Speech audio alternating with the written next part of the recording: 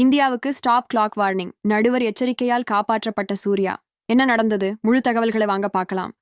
இங்கிலாந்துக்கு எதிரான இரண்டாவது T20 போட்டியில் நடுவர் கொடுத்த எச்சரிக்கையால் இந்திய அணி பெரும் அபாயத்திலிருந்து காப்பாற்றப்பட்டது.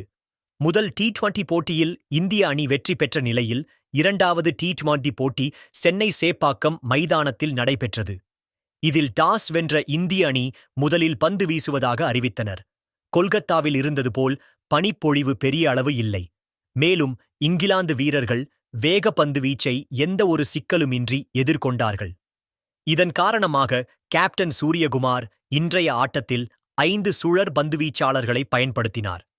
இந்த நிலையில் ஆட்டத்தில் 18வது ஓவர் தொடக்கத்தின் போது நடுவர் ஹர்திக் பாண்டியாவுக்கு ஒரு வார்னிங் கொடுத்தார். அதாவது T20 கிரிக்கெட்டை விறுவிறுப்பாக நேரம் விரயமில்லாமல் நடத்துவதற்காக ஸ்டாப் கிளாக் என்ற ஒரு விதியை ICC கொண்டு வந்தது. அதன்படி ஒரு ஓவருக்கும் மற்றொரு ஓவருக்கும் இடையில் 60 வினாடிகள் மட்டும்தான் ஃபீல்டிங் செய்யும் அணி எடுத்துக்கொள்ள வேண்டும். அப்படி 2 முறை மேல் பந்து வீசும் அணி 60 வினாடிகளுக்கு மேல் எடுத்துக்கொண்டால் 5 ரன்கள் அபராதம் விதிக்கப்படும்.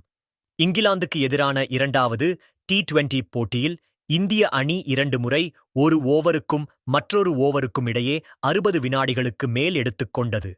இந்தச் சூழலில் 3வது முறை 60 வினாடிகளுக்கு மேல் எடுத்துக்கொள்ளப் போகிறீர்கள் என ஹர்திக் பாண்டியாவுக்கு நடுவர் வார்னிங் அளித்தார். இதனை அடுத்து இந்திய அணி சுதாரித்துக் கொண்டு விரைவாக பந்து வீசத் தொடங்கியது. ஒருவேளை இந்திய அணி 18வது ஓவரைத் தொடங்க 60 வினாடிக்கு மேல் எடுத்திருந்தால் 5 ரன்கள் கூடுதலாக அபராதமாக விதிக்கப்பட்டிருக்கும். இதனால் நடுவர் கொடுத்த வார்னிங்கால் இந்திய அணி தப்பித்தது. சுழற் பந்துவீச்சாளர்கள் பந்து வீசும்போது ஃபில்டிங் செட் செய்ய சூரியகுமார் அதிக நேரம் எடுத்துக்கொண்டது இந்தச் சூழலுக்கு ஒரு காரணமாக இருந்தது. எனினும் இந்திய அணி ஸ்டாப் கிளாக் விதியிலிருந்து தப்பித்தது.